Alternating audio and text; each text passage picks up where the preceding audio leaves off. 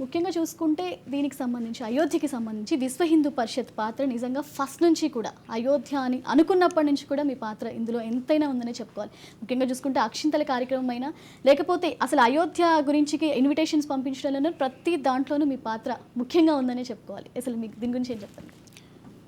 1984లో పూజ్య ధర్మాచార్యులు ధర్మ సంసద్ ఏర్పాటు చేసి ఒక పిలుపునిచ్చారు.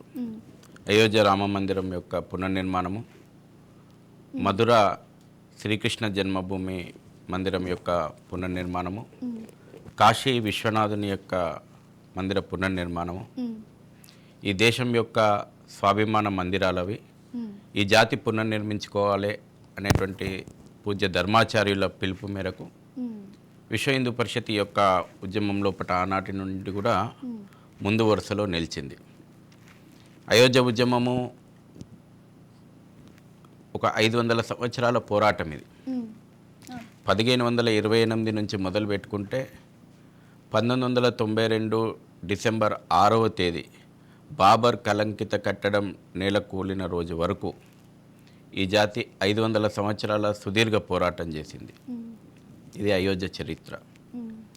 77 సార్లు యుద్ధాలు జరిగినాయి అయోధ్య రామ మందిరం గురించి. సుమారు 4.5 లక్షల మంది రామభక్తులు, 1500 అంటే చరిత్రలో మనకున్నటువంటి ఆధారాల ప్రకారం 1528 లోపల బాబర్ సేనతోటి పోరాటం మొదలుపెట్టుకుంటే 1990లో ములాయం సింగ్ యాదవ్ ఫైరింగ్ ఓపెన్ చేసి కరసేవకులను కాల్చి చంపే దురదృష్టకరమైనటువంటి సంఘటన వరకు సుమారు 4.5 లక్షల మంది రామభక్తులు, కరసేవకులు అయోధ్య మందిరం కోసం తమ యొక్క ప్రాణాలను అర్పించారు. మొదటి నుంచి కూడా విశ్వ హిందూ పరిషత్ మేము చాలా స్పష్టంగా ప్రకటించినాం, ఖచ్చితంగా రామజన్మభూమి లోపల మందిరం నిర్మాణం చేసి తీరుతామని. అనేక అడ్డంకులు ప్రభుత్వాల నుంచి, ఈ దేశంలో రామరాజ్యం లోపల రాముడు పుట్టినటువంటి రామజన్మభూమి లోపల భవ్య రామమందిరం నిర్మించుకోవాలనేటువంటి జాతి ఆకాంక్ష, ఈ జాతి పరిచయమే జై శ్రీరామ్. మొఘలుల యొక్క పాలన లోపల ఎన్ని ఇబ్బందులు ఎదురైనాయో, ఏ రకమైనటువంటి ధ్వంసం జరిగిందో, దేశంలో సుమారు 40,000 దేవాలయాలను ముస్లిం దురాక్రమణదారులు, ఇస్లాం మతోన్మాద శక్తులు ధ్వంసం చేసిండ్రు.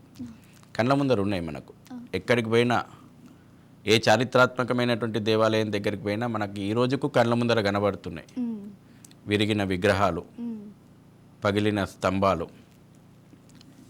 200 సంవత్సరాలు బ్రిటిషు పాలన, చర్చి పాలన, చట్టం ముసుగు లోపట మన యొక్క ఆలయాలను విధ్వంసం చేసేటువంటి ప్రయత్నం చేసింది. దురదృష్టం, స్వాతంత్ర భారతదేశం లోపట మన స్వాతంత్రోద్యమం జరిగిందే ఈ దేశం యొక్క సంస్కృతి పునర్నిర్మాణం కోసం. స్వాతంత్ర భారతదేశంలో కూడా మనదైనటువంటి ఒక ఆధ్యాత్మిక ప్రేరణ కేంద్రాలను దేశాన్ని మతం పేరు మీద 3 ముక్కలు పంచిచ్చిన తర్వాత కూడా మనం నిర్మించుకోలేకపోయినాం. అడ్డుపడ్డాడు, నెహ్రూ అడ్డుపడ్డాడు. సర్దార్ వల్లభాయ్ పటేల్ సోమనాథ మందిరాన్ని పునర్నిర్మిస్తుంటే పునర్నిర్మించొద్దని చెప్పేసి ప్రధానమంత్రి హోదా లోపల నెహ్రూ అడ్డుపడ్డాడు. రాష్ట్రపతి పునర్నిర్మాణ కార్యక్రమానికి పోవాలనుకుంటే అదేదో సెక్యులరిజానికి అడ్డం వస్తుందని చెప్పేసి ఆనాటి ఉన్నటువంటి కాంగ్రెస్ ప్రభుత్వం అడ్డుపడ్డది. కాంగ్రెస్ హయాం లోపట అడుగడుగున ఈ యొక్క అయోధ్య ఉద్యమాన్ని అడ్డుకునేటువంటి ప్రయత్నం, అయోధ్యలో రామమందిర నిర్మాణం జాతి ఆకాంక్షను అడ్డుకునేటువంటి ప్రయత్నం, అయినా అడ్డంకులన్నీ కూడా మేము అధిగమించినాం. చూస్తున్నాం మనం, నెహ్రూ ప్రధానమంత్రిగా ఉన్నప్పుడు ఏ రకమైనటువంటి అడ్డంకులు ఉన్నాయి.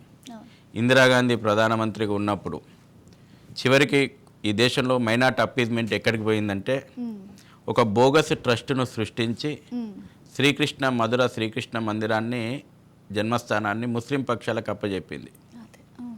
తర్వాత అనేక ఉద్యమాలు, శిలాన్యాస్ కార్యక్రమం 1989 లోపట విశ్వ హిందూ పరిషత్ శిలాన్యాస్ కార్యక్రమాన్ని నిర్వహించి భూమి పూజ చేసింది. 1990 లోపట అద్వానీ గారి రథయాత్ర దేశవ్యాప్తంగా ఏ విధంగా స్వాభిమాన ఉద్యమాన్ని ఉవ్వెత్తున నడిపిందో మనం చూస్తున్నాం. తర్వాత కరసేవకు పిలిపించిన తర్వాత ఆనాడు ఉన్నటువంటి ప్రధానమంత్రి పివి నరసింహారావు గారు స్పష్టమైనటువంటి హామీ 3 నెలల లోపట ఈ యొక్క విషయాన్ని పరిష్కరిస్తాము అని చెప్పి హామీ ఇచ్చి, మరోపక్క దీంట్లో రామజన్మభూమి మందిర నిర్మాణానికి అడ్డంకులు సృష్టించేటువంటి పని చేయడం, తర్వాత కేసుల విచారణను మనం చూస్తున్నాం. సుదీర్ఘమైనటువంటి న్యాయ పోరాటం. రాముడు ఎన్ని సంవత్సరాలు న్యాయ పోరాటం చేసిండో తెలుసా అండి? తన యొక్క ఒక సివిల్ సూట్ అంటే రాముడు ఈ దేశం లోపట తన జన్మభూమి లోపట అది నా జన్మభూమి అని 134 సంవత్సరాల న్యాయ పోరాటం రాముడు ఈ దేశంలో చేసిండు. 1885 లోపట మొదటిసారి మనం సాధించుకోవడం కోసం మన రాముడికి రాముడు రామరాజ్యం లోపట ఆయన రాజ్యం లోపట ఆయన జన్మభూమి గురించి ఇంత మందిరం కట్టుకోవడం కోసం అక్కడ ఉండడం కోసం రాముడు 134 సంవత్సరాల న్యాయ పోరాటం చేసింది. 1885 లోపల మొదటిసారి ఫైజాబాద్ జిల్లా కోర్టు లోపల సివిల్ సూటు నమోదైతే 9 నవంబర్ 2019 లోపల సుప్రీంకోర్టు రాజ్యాంగ ధర్మాసనం తీర్పు ఇచ్చే వరకు రాముడు 134 సంవత్సరాల న్యాయ పోరాటం చేయాల్సి వచ్చింది. స్వాతంత్ర భారతదేశంలో కూడా న్యాయ పోరాటం చేయాల్సి వచ్చింది.